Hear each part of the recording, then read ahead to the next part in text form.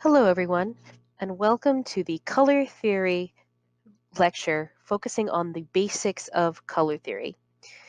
In this lecture, we will be reviewing the basics of color theory. Some of this you may be familiar, some of it may be new. The basics of color theory include good colored pencil technique, color theory vocabulary, and color mixing strategies. According to Merriam-Webster Dictionary, color is a quality such as red, blue, green, yellow, etc., that you see when you look at something. The color wheel is what demonstrates these different color relationships. These relationships are primary, secondary, and tertiary colors, as well as analogous and complementary colors. The primary colors are the most basic building blocks: red, blue, and yellow. All other colors are derived from these three primary colors. The secondary colors are mixed using a combination of the primary colors. Red and yellow make orange. Yellow and blue make green. Blue and red make violet. Tertiary colors, also known as intermediate colors, are mixed using one primary color and one secondary color. For example, when you come to make blue-green, you combine equal parts of blue, equal parts of green. These colors are placed between the combined primary and secondary colors on the color wheel. Monochromatic. Artists often use tints and shades of colors to create monochromatic value scales. Shades are colors mixed with black. Tints are colors mixed with white. If you look at the monochromatic scale below, what was the base color for this? If you guessed red, then you're correct. What is the name of the tint used with red? If you guessed pink, then you are correct again. Warm colors are your sunset colors. Warm colors come forward in space. So whenever you're shading a highlight, you might want to use the warm color. Cool colors, or your nighttime colors, are colors that recede into space. Whenever you're shading shadows or areas that are going back, you might want to use a cool color. Look at the picture to determine which colors are which. Complementary colors are colors that are opposite on the color wheel. Analogous colors are colors that are next to each other on the color wheel. Here's how these relationships are going to apply to your colored pencil word project. Use analogous theory to add highlights and shadows to the secondary color that you have chosen. So for example, I've chosen to use orange for my letters. I've used red and red-violet for the shadows. I've used yellow and yellow-orange for the highlights. Again, as long as the lighter color is the highlight and the darker, cooler color is the shadow, your brain will be able to read things as 3D. This will apply to both your core shadows and your cast shadow. However, before we begin applying this to our letters, we're first going to do a practice color wheel, just to be sure we remember all these skills.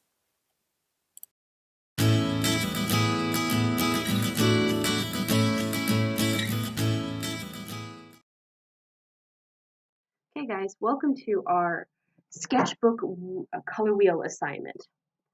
For this you're going to need all of your colored pencils and any circular object you can trace. Make sure it is small enough it fits on your sketchbook page.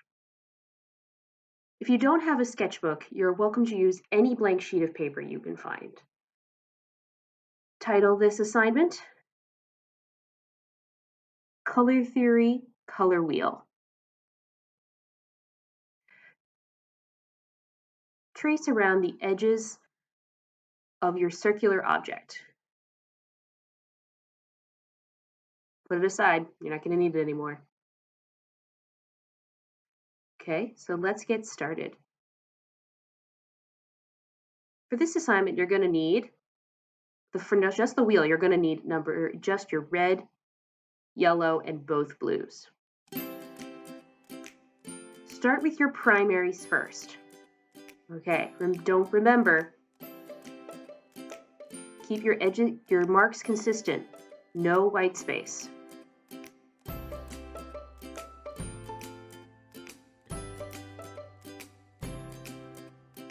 As you shade, remember you always want to use light pressure.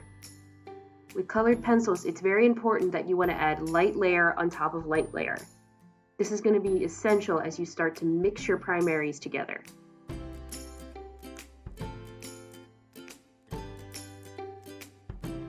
For your blue, you want to combine one layer of your light blue and one layer of your dark blue.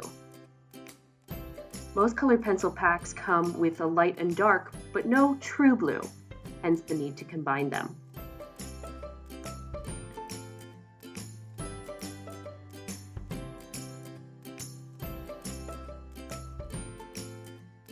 Don't forget to label your colors as you go.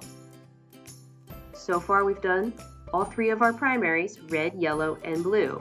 Now we're going to combine those two primaries together to create our secondary, orange. Start with your light color first. Remember, it's all about that light pressure, adding light layers on top of each other. You should keep adding layers until the colors are mixed together. If the colors aren't mixed, you didn't add enough layers.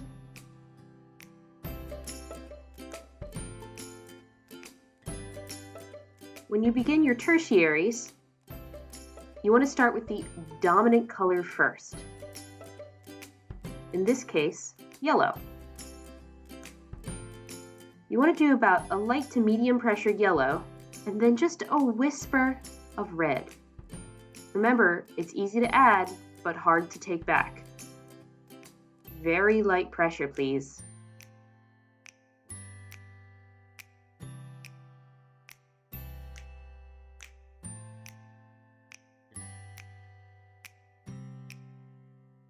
Okay. For my green, I started with the light color first, then I add one layer of light blue and one layer of dark blue. Be really careful. You still want to see that yellow. Don't forget your cross hatching.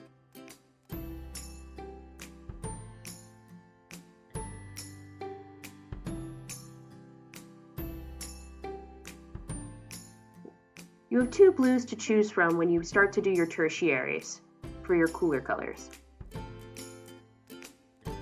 Which blue do you think I'm using for this? If you guessed light blue, you would be correct. Use the light blue for the yellow-green and the red-violet, and the dark blue for the blue-green and the blue-violet. Be patient. This color wheel takes a little bit of time and many layers. I warn you, the purples are very tough. They're going to come out a little bit on the brown side. So that's okay. Just be careful. There should be a distinct difference between your blue violet, your regular violet, and your red violet. I'm looking for that change.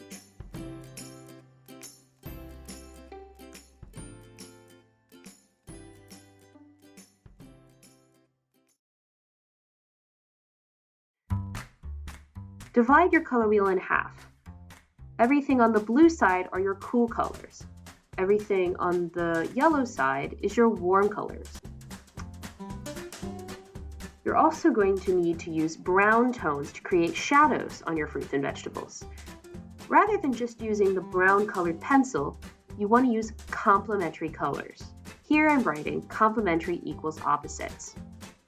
You want to combine complementary colors together to create browns.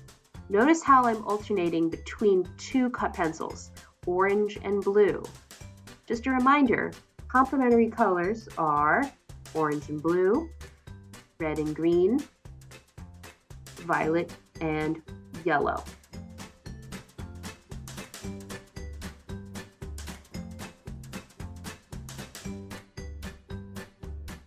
Once I'm done with the yellow or the orange and the blue, I add one layer of brown at the top to unify them. Notice how much richer the complementary brown is to just the straight brown colored pencil. It's richer, deeper, darker. Again, layers is the key to getting an A on this next project. So I want you to practice mixing those browns.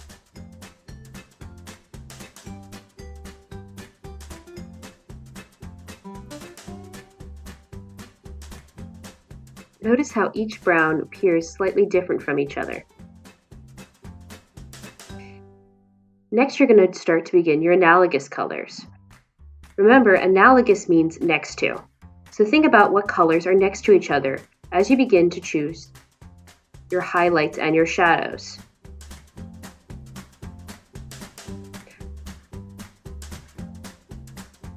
You're going to be doing a scale starting from one color to the next.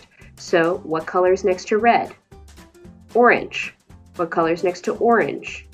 Yellow. What color is next to yellow? Yellow-green, and so forth.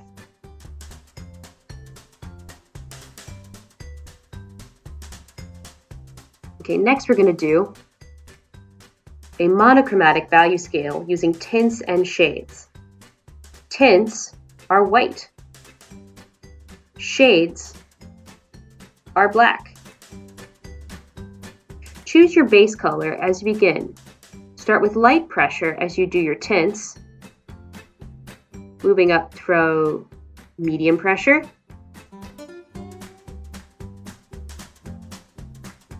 to almost heavy pressure as you do the pure hue. As you start to move into the shades, start with a little bit of black, then medium black, then dark black. Don't forget to photograph your work and submit to the Google slide. I look forward to seeing your projects.